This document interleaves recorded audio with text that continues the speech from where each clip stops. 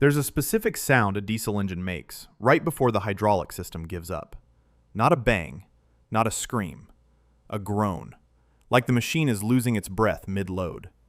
That's what happened to him on a Tuesday in July, bucket halfway up, his entire year's margin hanging in the balance.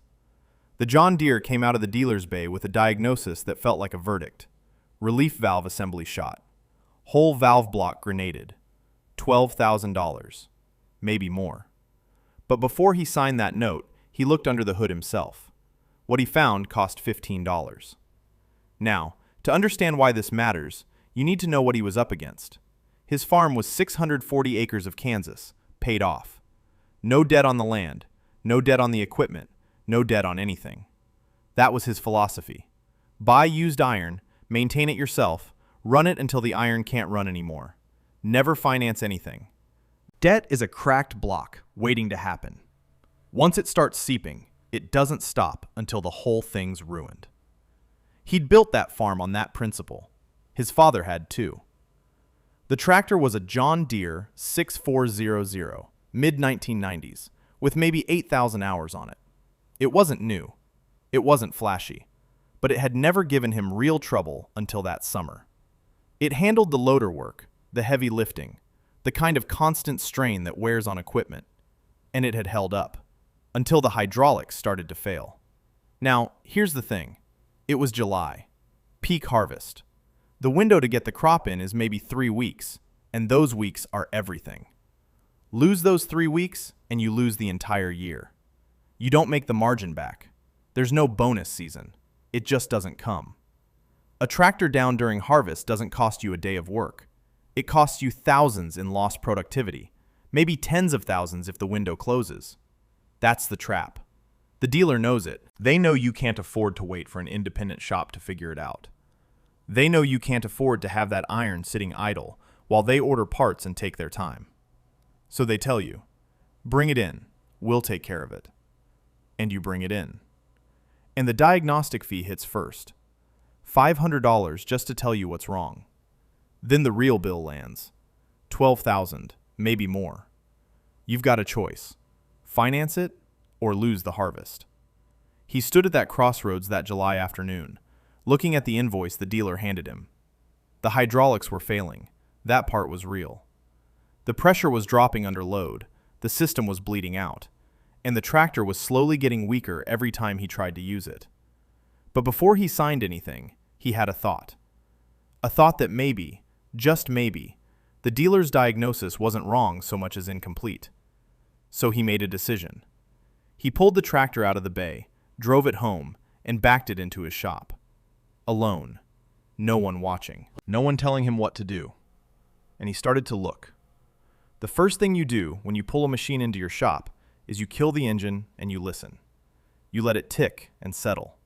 You hear what it's trying to tell you before you touch anything. He did that with the Deere. Sat in the operator's seat for maybe 2 minutes after he shut it down, just listening to the engine cool, the hydraulics settle, the whole system decompress. The machine was talking to him. The question was whether he was paying attention. Then he got out and started tracing the problem like you're supposed to. The symptom was clear enough. Loss of hydraulic pressure under load. Not constant. Intermittent at first, like the system was struggling to hold pressure when the loader bucket was heavy, then bleeding it away. Got worse as the day heated up. By afternoon, the pressure would drop so fast you could watch it happen. By evening, the machine was nearly useless. The dealer said the relief valve assembly was shot. Whole valve block needed replacement. That's what they always say when something's complicated. But here's the thing about relief valves. They don't just fail. They're simple parts. A spring, a ball, a passage. They either work or they don't. And if they don't work, you see catastrophic failure. Complete loss of pressure, or pressure that won't come down at all. Not this slow bleed. Not this intermittent weakness. So he started methodical. Check the fluid level first. Good. Check the lines for visible leaks. Nothing. Cracked open the filter bowl and looked at the element. Clean. The obvious stuff wasn't the problem. That meant he had to trace the circuit.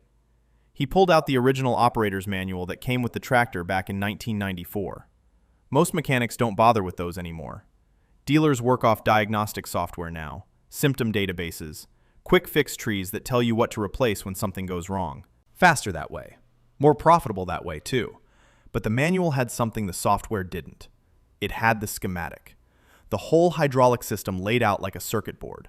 Pump, pressure lines, valve block, remote control valves, test ports, everything. And buried in that manual, in a section most people skip over, was a note about the relief valve adjustment. A simple hex head screw under a protective cap on the valve block. Factory set pressure at installation. Supposedly sealed and forgotten. Supposedly. He found that screw, found the cap, and realized that probably nobody had touched that adjustment since the machine rolled off the assembly line in 1994. 30 years. Never recalibrated. Never checked. Just left at whatever setting the factory had given it. That was his thought anyway. But thoughts aren't facts. Facts come from numbers. He rigged a pressure gauge to the test port on the back of the tractor. Simple setup. Needle gauge, quick disconnect coupling, a length of line to get clear of moving parts. Then he fired the tractor up. No load, just idling. The gauge read 460 psi. That's standby pressure, baseline, the system just ticking over. According to the spec in the manual, that was right where it should be. 440 to 480. He was in the window. But then he engaged the loader, reached up under the seat, pulled the hydraulic control lever to full raise. The bucket started climbing, and the pressure gauge started climbing with it. 1,200 pounds per square inch, 1,600, 2,100. Then it stopped. The needle hit 2,400 pounds per square inch and just sat there. The relief valve cracked open and started bleeding pressure instead of holding it.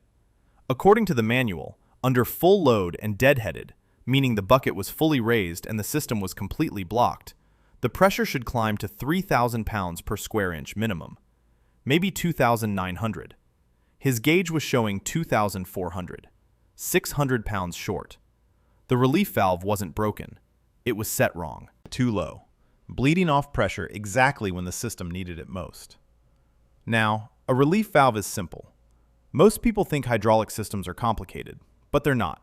They're just oil under pressure, trying to go somewhere. A relief valve is a spring and a ball. You set the spring to open at a specific pressure, say 3,000 pounds per square inch. When the pressure hits that number, the ball lifts, the spring pushes back, and excess oil bleeds off. It's a safety device, keeps the system from exploding.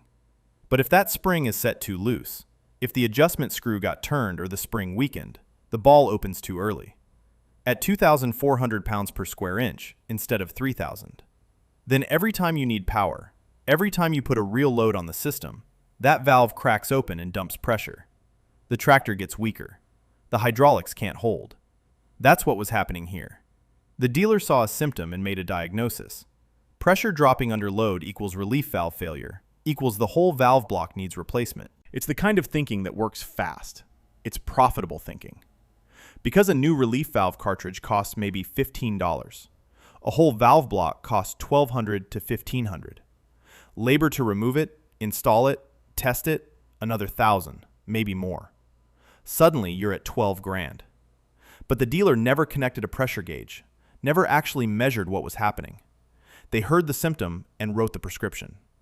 He, on the other hand, had numbers now. And numbers tell a different story. He pulled the valve block carefully, took a photograph of the adjustment screw's position before he touched anything. Old mechanics rule, always document before you change. Then he measured the current setting, turned a small wrench on that hex screw and noted exactly where it was sitting. According to the manual, the relief valve should be set so the system reaches 2,900 to 3,000 pounds per square inch under full deadhead load. His gauge had shown 2,400. That meant the adjustment was off by 600 pounds. The manual had the spec printed right there.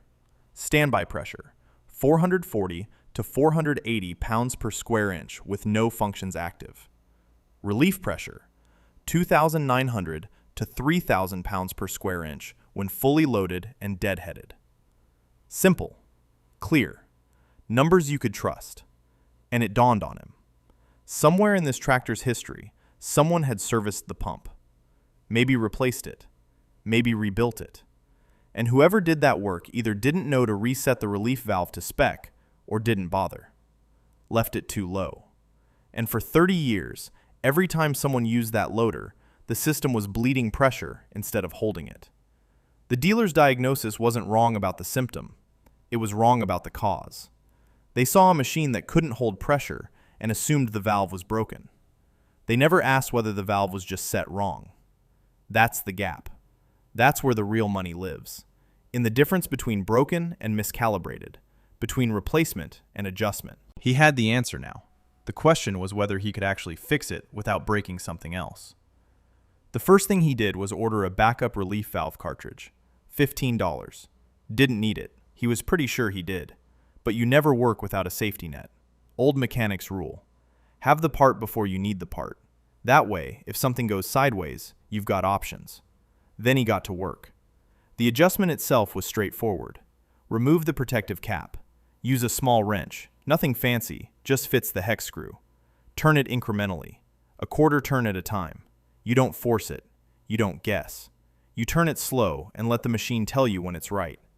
After the first quarter turn, he fired up the tractor and checked the gauge again. Pressure climbing now. 2,500 pounds per square inch under deadhead.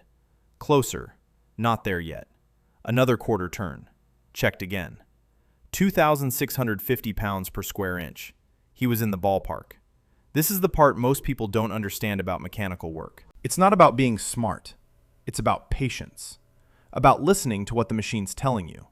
About incremental adjustments instead of guesses.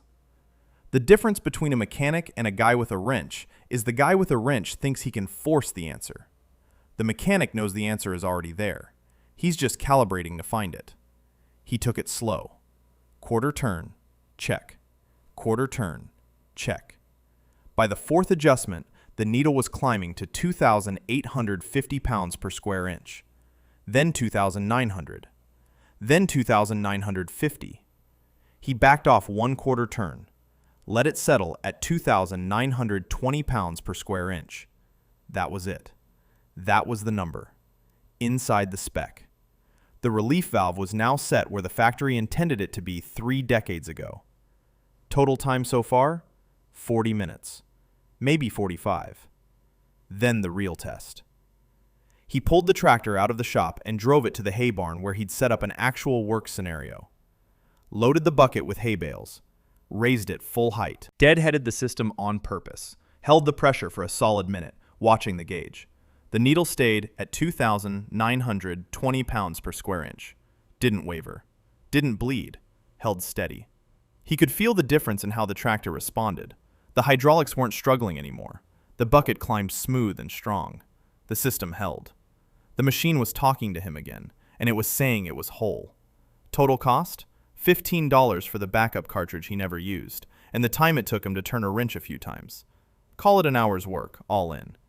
The dealer's estimate for the same problem? $12,000. The unused cartridge is still sitting in his shop. Proof. A $15 piece of steel that exposed a $12,000 lie, or at least an expensive mistake. Now, this story isn't unique to this one tractor, and it's not unique to John Deere. This is the entire agricultural equipment industry. This is how it works. Dealers profit from replacement, not repair. That's the business model. You bring in a machine with a problem, and their job, their actual job, the way they make money, is to sell you parts and labor. The more expensive the fix, the bigger the commission. A valve adjustment doesn't move the needle. A $12,000 valve block replacement moves the needle. So the incentive structure is built in. It's not that dealers are dishonest, exactly. It's that they're profitable by selling replacements instead of repairs. That's a feature of the system, not a bug. Farmers like him are supposed to accept that. It's broken, replace it. That's the only option they're given. Right to repair doesn't exist when the manufacturer designs the equipment so that regular owners can't access the manual specs or the knowledge to use them. You're locked out. You have to call the dealer. That's the trap. How many other farmers paid $12,000 for the same $15 adjustment? Hundreds, probably. Thousands across the country. You scale that up. Every relief valve misdiagnosis, every catastrophic failure that's actually a miscalibration, and you're talking about millions of dollars flowing from independent farmers to dealer networks every year. And here's the thing. Once you accept the dealer's price on one repair, you're locked in. The next time something goes wrong, you go back. You're in their ecosystem now. You don't know your own equipment anymore because you've outsourced the knowledge. You don't have the manual. You don't have the specs. You're dependent. Finance that $12,000 at 8% interest over 5 years, and you're paying $15,000, $16,000 for an adjustment that costs $15.